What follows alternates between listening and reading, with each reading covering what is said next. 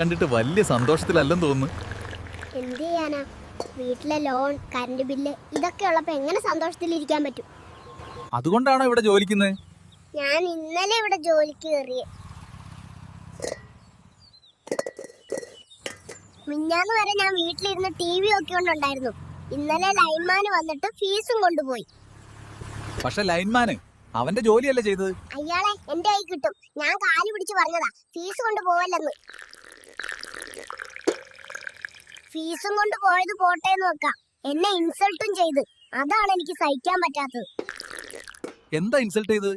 ഞാൻ പറഞ്ഞു ഞാൻ ജോലി ചെയ്ത് ബില്ലടിക്കാന്ന്. അപ്പൊ എന്നോട് പറയാണ് നീ ആദ്യം പാമ്പേഴ്സിന്ന് ഇറങ്ങൂന്ന്. എന്തായാലും ലൈൻമാന് കാരണം ജോലിക്ക് കയറിയല്ലോ.